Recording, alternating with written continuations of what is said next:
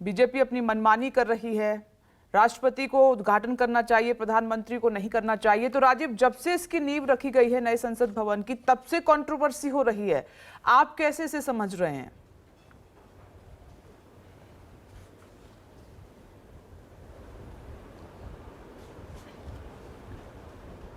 देखिए, एक सामान्य सा तर्क है और चूंकि राष्ट्रपति व्यक्ति के तौर पर संसद का पार्ट है और पहला नाम राष्ट्रपति का आता है, इसलिए माना यह जाता है कि भाई संसद का उद्घाटन हो तो राष्ट्रपति को ही करना चाहिए।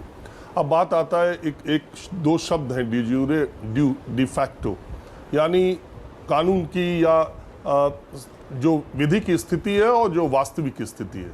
ठीक इसी तरह राष्ट्रपति और प्रधानमंत्री का पद देश में है। सवाल यह है कि ये जो सेंट्रल विस्टा का प्रोजेक्ट है, इसका विरोध, अगर आप याद करें कि कोरोना काल में प्रधानमंत्री नरेंद्र मोदी ने विपक्ष के नेताओं से राय मांगी थी कि कोरोना से निपटने के लिए क्या क्या करना चाहिए, आपके सुझाव क्या है। तो कांग्रेस की वरिष्ठ नेता सोनिया गांधी ने जो सुझाव दिए थे, उसमें सबसे महत्वपूर्ण सुझाव यही था कि तत्काल प्रभाव से सेंट्रल विस्टा प्रोजेक्ट का काम रोक दिया जाए 20,000 करोड़ से, और अभी ये वक्त नहीं है। यानी इसकी शुरुआत से ही इसका विरोध कांग्रेस पार्टी ने किया था। अब सवाल ये उठता है कि कांग्रेस पार्टी या विपक्षी दल के लोग जो ये बात कह रहे हैं कि प्रधानमंत्री नरेंद्र मोदी ने इसके जब शिलान्यास था तब उस वक्त के राष्ट्रपति को नहीं बुलाया और अब इस वक्त के राष्ट्रपति को नहीं बुलाया, तब दलित का अपमान हुआ था और अब शेड्यूल्ड ट्राइब का अपमान हो रहा है।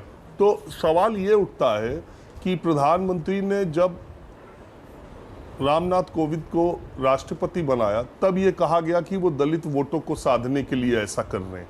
जब द्रौपदी मुर्मू जी को राष्ट्रपति बनाया गया तब कहा गया कि वो शेड्यूल्ड ट्राइब के वोटों को साधने के लिए कर रहे हैं, और अब ये कहा जा रहा है कि वो दोनों का अपमान कर रहे हैं।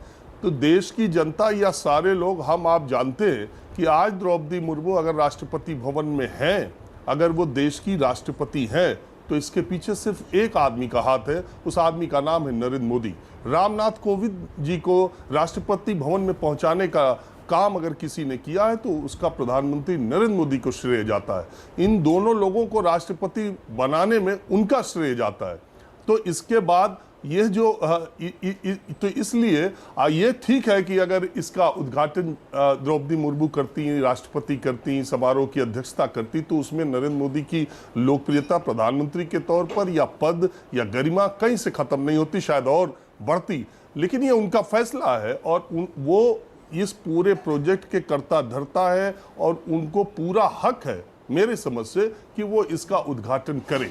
जहां तक सवाल राष्ट्रपति के पद की गरिमा का है, तो अगर आप इतिहास में देखेंगी तो प्रधानमंत्री रहते हुए राजीव गांधी ने राष्ट्रपति ज्ञानी जैल सिंह के साथ उनके क्या रिश्ते थे। एक परंपरा चली आई है देश में आज तक कि जब भी प्रधानमंत्री विदेश दौरे पर जाते हैं तो लौट करके प्रधानमंत्री राष्ट्रपति को रिपोर्ट करते हैं और अपने यात्रा की जानकारी देते हैं। राजीव गांधी ने उस परंपरा को भी तोड़ दिया था और राष्ट्रपति भवन नहीं जाया करते थे। उनका 36 का आंकड़ा था ज्ञानी जैल सिंह से। तो सवाल ये उठता है कि आज अगर आप बात कर रहे हैं, मेरी समझ से मैं जो पहला ही सवाल ये उठता है कि आज द्रौपदी मुर्मू राष्ट्रपति भवन में अगर बैठी हुई है तो उसके पीछे भारतीय जनता पार्टी की सरकार है, नरेंद्र मोदी की सरकार है, और ये उनका फैसला था कि द्रौपदी मुर्मू जी को राष्ट्रपति बनाया जाएगा। तो यहां तक पहुंचाने, एक बार आप कहते हैं कि वो वोटों की लालच में उन्होंने बनाया, दूसरी बार आप कहते हैं कि उनका अपमान हो रहा है। तो बताइए, प्रधानमंत्री नरेंद्र मोदी की जब 2022 में राष्ट्रपति बनाया था तब ज्यादा वोटों की दरकार थी कि जब 9 महीने 10 महीने के बाद लोकसभा का चुनाव है तब ज्यादा दरकार है। दरअसल प्रधानमंत्री नरेंद्र मोदी, आप गुजरात में भी देखें तो उन्होंने विधानसभा के भवन में नई बिल्डिंग्स वहां भी बनवाई थी। उनका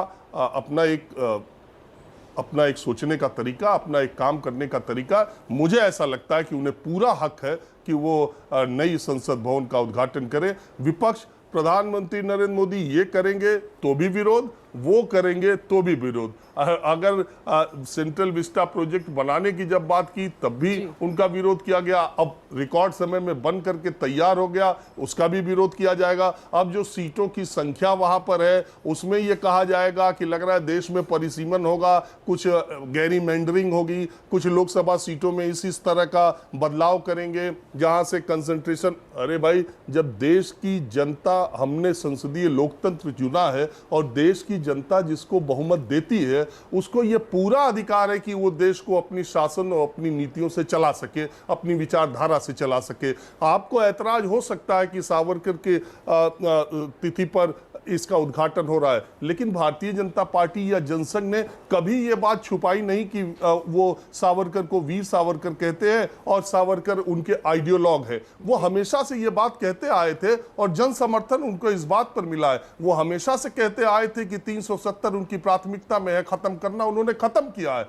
देश ने उनको समर्थन दिया है। जब कम्युनिस्ट पार्टियों के दफ्तरों में आप जाती है तब तो वहां चीन के माओ त्से तुंग का और लेनिन का और मार्क्स का फोटो हर कम्युनिस्ट पार्टी के दफ्तर में लगा हुआ है। तो इसका क्या मतलब मान लिया जाए कि वो दुश्मन चीनी का फोटो लगाते हैं इसलिए राष्ट्र विरोधी है? उनकी विचारधारा है। एक व्यक्ति मार्क्स ने मार्क्सवाद, कम्युनिज्म देश दुनिया में के सामने एक विचारधारा रखी, उसके मानने वाले लोग दुनिया भर में अपने अपने देशों में उस सिद्धांत पर, उस विचारधारा पर उन्होंने आंदोलन चलाए और सत्ता हासिल की, वो उनका फोटो लगाते हैं। तो ये सवाल है कि बीजेपी ने तो अपने आइडियोलॉग सावरकर को माना है, तो अगर उनकी तिथि के दिन कर रहे हैं, वो जन समर्थन है। उनको जनता ने प्रधानमंत्री बनाया उनके विचारों और उनकी नीतियों पर, तो आपको ये स्वीकार करना पड़ेगा। अगर आपकी विचार, आपकी नीतियां ज्यादा ताकतवर हैं तो 2024 में आप आ जाइए और प्रधानमंत्री मोदी के किए गए फैसलों को पलट दीजिए।